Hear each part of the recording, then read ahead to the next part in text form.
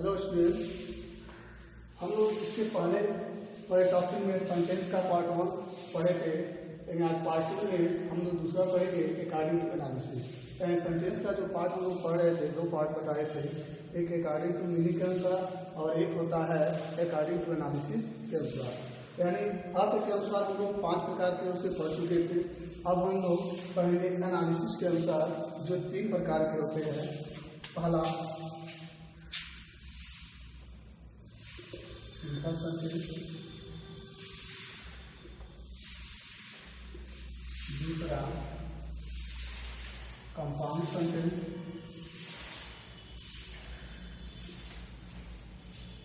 और तीसरा complex sentence. यानी बनावट के आधार पर या विश्लेषण या संश्लेषण के आधार पर वाक्य 3 होते हैं, सेंटेंस 3 होते हैं। एक होता है सिंपल, जिसे साधारण वाक्य कहते हैं। दूसरा होता है कंपाउंड, जिसे संयुक्त वाक्य कहते हैं। और तीसरा होता है कॉम्प्लेक्स सेंटेंस, जिसे हम मिश्रित वाक्य कहते हैं। इन तीनों चीज़ों को आज हम लोग पढ़ेंगे। तो सबसे पहले पढ़ते हैं सिंपल सेंटेंस क्या होता है, इसके बारे में जानते हैं।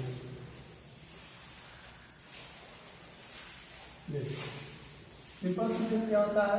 A sentence which have one finite verb and one subject is called simple sentence. यानी सिंपल सेंटेंस वो होता है जिसमें एक सब्जेक्ट हो और एक फाइनाइट वर्ब हो, वो क्या होता है? सिंपल। यानी वन सब्जेक्ट और वन फाइनाइट वर्ब, इस स्ट्रक्चर पर आधारित होता है। सिंपल सेंटेंस जो होता है उसमें एक फाइनाइट वर्ब और एक सब्जेक्ट होता है, वही आपका होता है सिंपल सेंटेंस। जैसे रखते हैं एग्जाम्पल के तौर पर, राधा इज प्लेइंग। इस वाक्य में एक सब्जेक्ट और एक फाइनाइट वर्ब है। एक सब्जेक्ट और एक क्या है? Finite verb. यह आपका हो जाएगा सिंपल सेंटेंस। एक और उदाहरण देखें, Ram is singing a song. इसमें देखिए वन सब्जेक्ट और एक फाइनाइट मतलब फाइनाइट वर्ब, और ये आपका है ऑब्जेक्ट। यानी जिस वाक्य में एक सब्जेक्ट अर्थात ऐसे कर सकते हैं, एक फाइनाइट वर्ब होता है, वन फाइनाइट वर्ब होता है, वही आपका क्या कहलाता है? Simple sentence.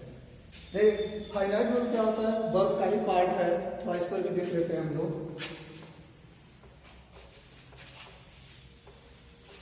वर्ब को भी देख लेते हैं हम लोग। देख, वर्ब मुख्यतः 2 प्रकार के होते हैं। एक होता है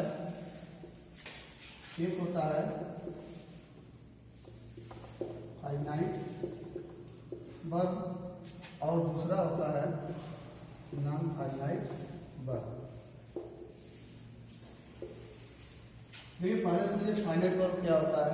ऐसे वर्ब जो टेंस के अनुसार, सब्जेक्ट के नंबर के अनुसार बदल जाते हैं, वही होता है फाइनाइट वर्ब। यानी ऐसे वर्ब होते हैं, ऐसे वर्ब जो सब्जेक्ट और टेंस के अकॉर्डिंग क्या हो जाते हैं? बदल जाते हैं, उसे फाइनाइट वर्ब कहते हैं। नॉन फाइनाइट ऐसे वर्ब जिनके ऊपर न तो टेंस का और न ही सब्जेक्ट का कोई प्रभाव पड़ता है, वो होता है आपका नॉन फाइनाइट वर्ब। इसको समझते हैं एग्जाम्पल के द्वारा। जैसे देखिए, अगर कहें ही लाइक्स टू रीड, यदि हम कहें ही लाइक्स टू रीड, वो पढ़ना पसंद करता है।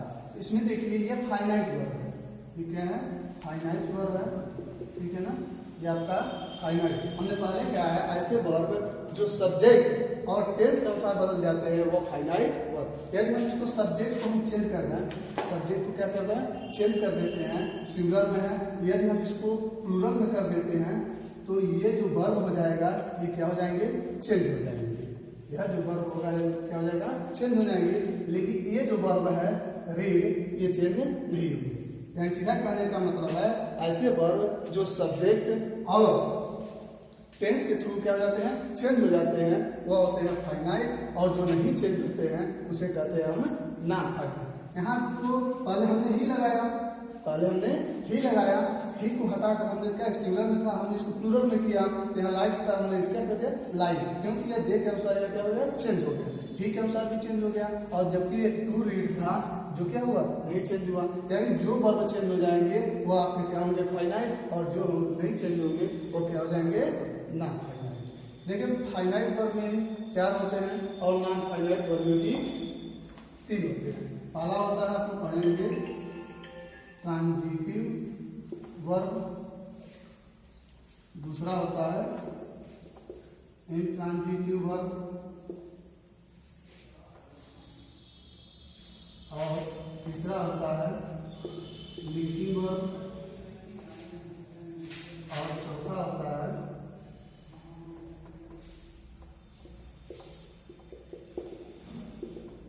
Adjective verb. ऊपर देखिए ट्रांजिटिव वर्ब, ट्रांजिटिव मतलब सकर्मक क्रिया, यानी जिसमें क्या हो, ऑब्जेक्ट हो, इसमें ऑब्जेक्ट होगा, क्या होता है ट्रांजिटिव, इंट्रांजिटिव, अकर्मक, जिसमें क्या हो, अकर्मक, ऑब्जेक्ट दिया ही हो। लिंकिंग वर्ब क्या होता है, कंप्लीमेंट का काम करता है, जैसे he is doctor, he is teacher, जो इज बनता है, इज एंड वाज, वर्ब, ये सब बनते हैं, वो लिंकिंग वर्ब होते हैं। ऑक्सिलरी में भी 2 वर्ब आते हैं, प्राइमरी आते हैं, एक मॉडल। प्राइमरी में क्या होता है, is, am, are, was, verb, have, had, did, do, did, ये सब क्या होते हैं, प्राइमरी में आते हैं। और दूसरा होता है मॉडल। मॉडल में क्या होता है, shall, will, should, would, may, might, can, could, ये सब क्या होते हैं, मॉडल में होते हैं। नॉन फाइनाइट में पहला आता है पार्टिसिपल, दूसरा आता है जिरांड, तीसरा आता है इंफिनिटिव, तीसरा क्या आता है, इंफिनिटिव। पार्टिसिपल में भी परफेक्ट होता है, प्रेजेंट होता है, प्रेजेंट पार्टिसिपल होता है, और परफेक्ट पार्टिसिपल होता है, और पास्ट पार्टिसिपल होता है। जिरंट क्या होता है, जिरंट में फर्स्ट फॉर्म में क्या लगाया जाता है, आईएनजी, और अर्थ में जब निकाला जाता है तो उसका नॉन यूनिक अर्थ में आता है। इंफिनिटिव में क्या होता है, क्रिया के फर्स्ट फॉर्म के पहले हम क्या लगाते हैं, टू का प्रयोग होता है, और इसका हिंदी में अर्थ निकालने पर नॉन यूनिक अर्थ में होता है। उदाहरण के तौर पर हमने बताया था, दे लाइक टू रीड, यह जो है टू लगा है, यह क्या हो जाएगा, आपका इंफिनिटिव हो जाएगा। तो हमें बताना यह था कि जो सिंपल सेंटेंस होता है, जिसमें एक फाइनाइट वर्ब होता है और एक सब्जेक्ट होता है, वही क्या होता है, सिंपल सेंटेंस होता है। फाइनाइट वर्ब वो होता है जो टेंस और सब्जेक्ट के अनुसार क्या जाते हैं, बदल जाते हैं, वो फाइनाइट वर्ब। और जो वर्ब टेंस और सब्जेक्ट के अनुसार नहीं बदलते हैं, वह आपके होते हैं नॉन फाइनाइट। अब दूसरा हम लोग पढ़ेंगे कंपाउंड सेंटेंस, दूसरा पढ़ेंगे कंपाउंड सेंटेंस, जिसे हम इंग्लिश कहते हैं संयुक्त वाक्य, इंग्लिश कहते हैं संयुक्त। सबसे पहले कि कंपाउंड सेंटेंस किसे कहते हैं, a sentence which has a principal clause and a coordinate clause is called compound sentence। ठीक है ना, यानी ऐसा सेंटेंस जिसमें एक प्रिंसिपल क्लॉज हो और एक कोऑर्डिनेट क्लॉज हो, वह आपका होता है कंपाउंड सेंटेंस। और जो दोनों क्लॉज होते हैं वह कोऑर्डिनेटिंग कंजंक्शन से जुड़े रहते हैं, कोऑर्डिनेटिंग कंजंक्शन से क्या रहते हैं, जुड़े रहते हैं, वह ऐसे वाक्य को हम क्या कहते हैं, कंपाउंड सेंटेंस। एक और देखिए, यानी ऐसे वाक्य जो क्या होते हैं, ऐसे वाक्यों में एक प्रिंसिपल क्लॉज और एक क्या हो, कोऑर्डिनेट क्लॉज हो, और दोनों जो क्लॉज हो वो किससे जुड़े हों, कोऑर्डिनेटिंग कंजंक्शन से, वह आपके कहलाते हैं क्या, कंपाउंड सेंटेंस। सबसे पहले इसको समझने के लिए हमें कंजंक्शन के बारे में जानकारी होना चाहिए। कोऑर्डिनेटिंग कंजंक्शन में क्या होते हैं, 4 होते हैं। कोऑर्डिनेटिंग कंजंक्शन में क्या होते हैं, 4 होते हैं। पहला होता है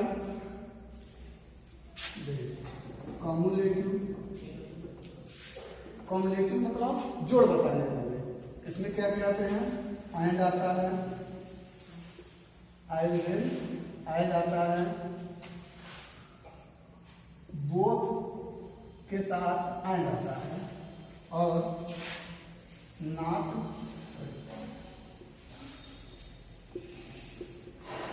ओनली बट आल्सो।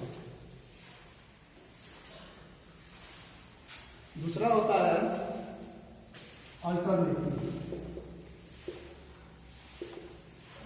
अल्टरनेटिव, इसमें आते हैं आपके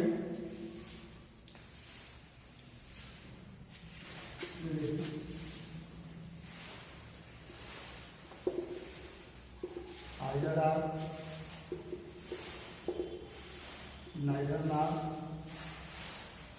आर या अदरवाइज। तीसरा होता है एडवर्सेटिव,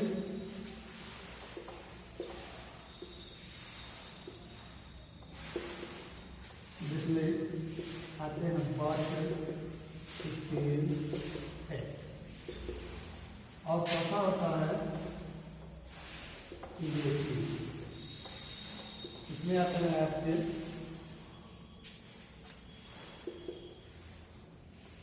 therefore, so, यानी कंपाउंड सॉल्यूशन बनाने के लिए इसमें क्या होता है, कोऑर्डिनेटिंग कंजक्शन का प्रयोग होता है, जिसमें पहला होता है cumulative conjunction and as well as both and not only but also. दूसरा होता है अल्टरनेटिव कंजक्शन, इसमें either or, neither or otherwise. तीसरा होता है adversative conjunction but still at and negative, परिणाम बताने वाले देयरफॉर और आर। तो ये कंपाउंड सेंटेंस में यदि इतने कंजक्शन दिखाई देते हैं, जो बॉक्स में बना रहा हूँ, अगर इतने कंजक्शन दिखाई दे रहे हैं तो वह क्या होंगे, कंपाउंड सेंटेंस। यानी जो बॉक्स वाले जितने कंजक्शन इसमें हैं वो क्या होंगे, कंपाउंड सेंटेंस। जिस वाक्य में ये सारे कंजक्शन आ जाएंगे, जिस वाक्य में वो सारे कंजक्शन आ जाएंगे, वह आप हो जाएंगे कंपाउंड सेंटेंस। यानी कंपाउंड सेंटेंस क्या होता है, इसमें एक प्रिंसिपल क्लॉज हो और एक क्या हो, कोऑर्डिनेट क्लॉज हो, और दोनों जो क्लॉज हो कोऑर्डिनेटिंग कंजक्शन से जुड़े हो, अर्थात इन चारों से जुड़े हो, वही आपका क्या कहलाएंगे, कंपाउंड सेंटेंस। इसको एग्जांपल के रूप में देख लीजिए।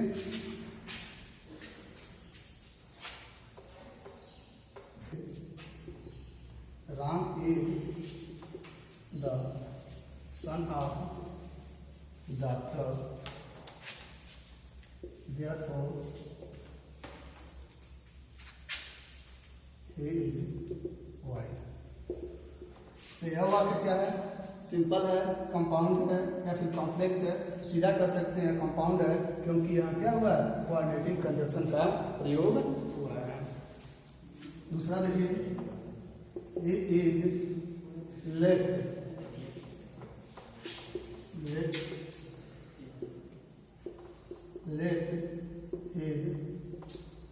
is studying।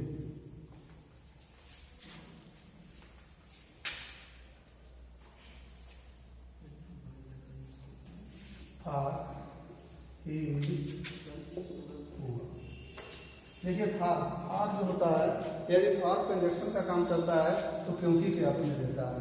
ये ध्यान दीजिएगा, फार जो होता है कंजक्शन का भी काम करता है तो क्योंकि के अर्थ में अर्थ देता है, लेकिन जब प्रीपोजिशन का काम करता है तो जब के लिए अर्थ में होता है।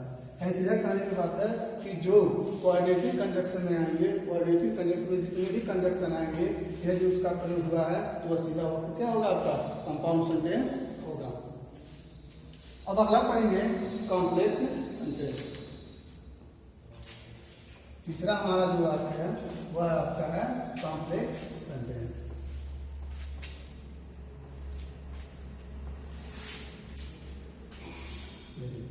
तीसरा जो वाक्य है कॉम्प्लेक्स सेंटेंस। तीसरा जो वाक्य है यह आपका क्या होगा, कॉम्प्लेक्स सेंटेंस, जिसे हम हिंदी में कहते हैं मिश्रित वाक्य। जिसे हिंदी में हम लोग कहते हैं मिश्रित वाक्य। सबसे पहले इसको देखते हैं क्या होता है। यानी एक ऐसा सेंटेंस जिसमें एक प्रिंसिपल क्लॉज, यानी ऐसा सेंटेंस जिसमें क्या हो, एक प्रिंसिपल क्लॉज हो और एक से अधिक सबऑर्डिनेट क्लॉज अर्थात आश्रित उपवाक्य हो। यानी जिस वाक्य में एक प्रधान उपवाक्य हो और उसमें एक से अधिक आश्रित वाक्य हो, वह आपका क्या कहलाएगा, कॉम्प्लेक्स सेंटेंस। यानी a sentence which has a principal clause and more than a subordinate clause is called complex sentence। यानी एक वाक्य में यदि एक प्रिंसिपल क्लॉज और एक से अधिक हो, क्या है, आश्रित उपवाक्य हैं वो आपको क्या बनेंगे, कॉम्प्लेक्स सेंटेंस। इसको हम बनाने के लिए 3 विधि है, 3 क्लास बनाते हैं। एक पहला नाउन क्लास से, इसे बनाते हैं नाउन क्लास से।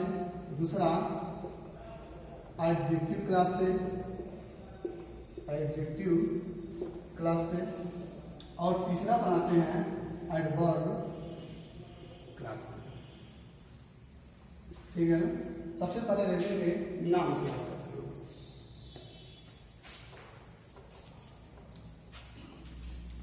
पहला देखिए नाउन क्लास का, इसमें अधिकतर हम दैट का प्रयोग करते हैं।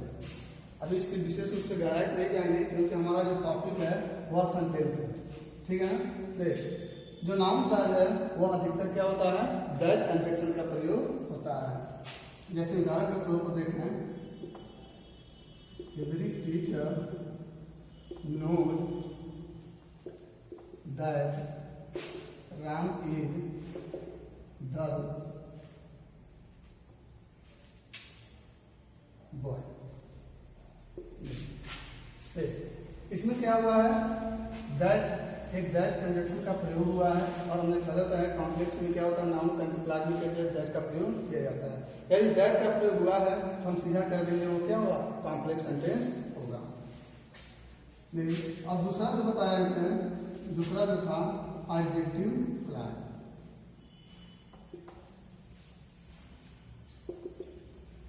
Adjective class, adjective class relative pronoun और रिलेटिव एडवर्ब के द्वारा बनाया जाता है। अब देखिए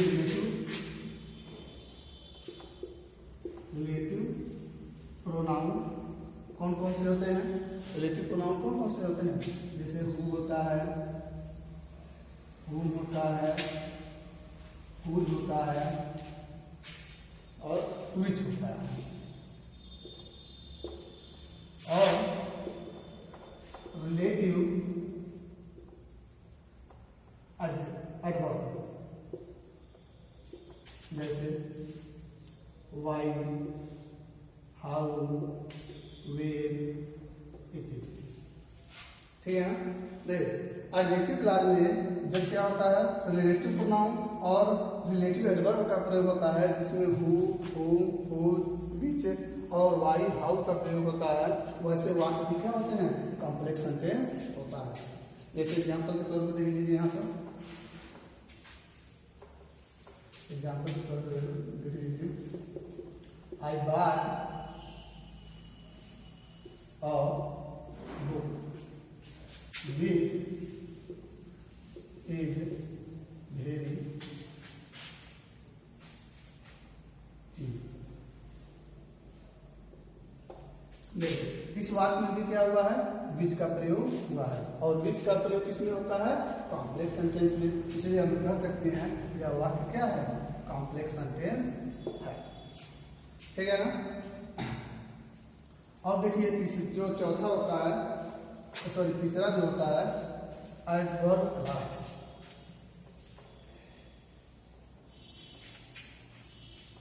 जो हमारा तीसरा होता है वह होता है एडवर्ब क्लास।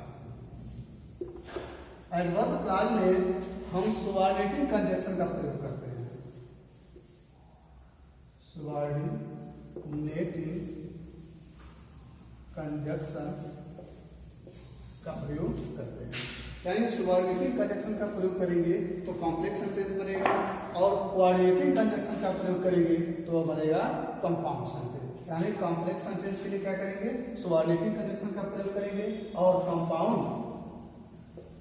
सेंटेंस के लिए किसका प्रयोग करेंगे, कोऑर्डिनेटिंग कंजक्शन। मैंने बताया इसके पहले ही कि कोऑर्डिनेटिंग कंजक्शन जिसमें क्या होता है, कम्युलेटिव, एडवर्सेटिव, अल्टरनेटिव और रिलेटिव कंजक्शन का प्रयोग क्या होता है, कंपाउंड सेंटेंस बनाने के लिए होता है। यानी उसके जो कोऑर्डिनेटिंग कंजक्शन होते हैं, अगर उस कंजक्शन का किसी वाक्य में प्रयोग हुआ है तो वह निश्चित रूप से क्या होगा, वो कंपाउंड सेंटेंस होगा। और यदि सुबॉर्डिनेटिंग कंजक्शन का प्रयोग किसी वाक्य में हुआ है तो वह निश्चित रूप से क्या होंगे, कॉम्प्लेक्स सेंटेंस होंगे। इसके अंदर क्या आते हैं, जैसे देखिए टिल होता है, अनटिल होता है, आफ्टर होता है, बिफोर होता है, विकास होता है, आलू होता है, दो होता है, आय होता है, और सो होता है etc। इस प्रकार से जब किसी वाक्य में अगर कंजक्शन दिखाई दे रहे हैं तो वह निश्चित रूप से आपके क्या होंगे, कॉम्प्लेक्स सेंटेंस होंगे। इस तरह का कंजक्शन किसी वाक्य में दिखाई दे रहा है तो वह निश्चित रूप से क्या होंगे, कॉम्प्लेक्स सेंटेंस होंगे। उदाहरण के तौर पर समझ लीजिए, एग्जाम्पल के तौर पर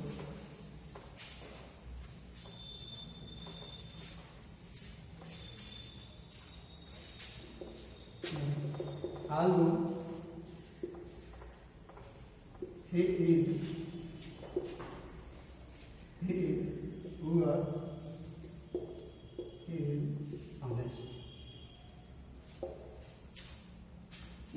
आलू ध्यान देंगे इस वाक्य में क्या हुआ है, आलू का प्रयोग हुआ है। हमने पहले ही बताया है कि जो क्या होता है सुबॉर्डिनेटिंग कंजक्शन में जो होते हैं, अगर किसी वाक्य में सुबॉर्डिनेटिंग कंजक्शन का प्रयोग हुआ है तो वह निश्चित रूप से क्या हो जाएंगे, कॉम्प्लेक्स सेंटेंस होंगे। दूसरा देख लीजिए, I shall teach him at का प्रश्न नहीं होगा, because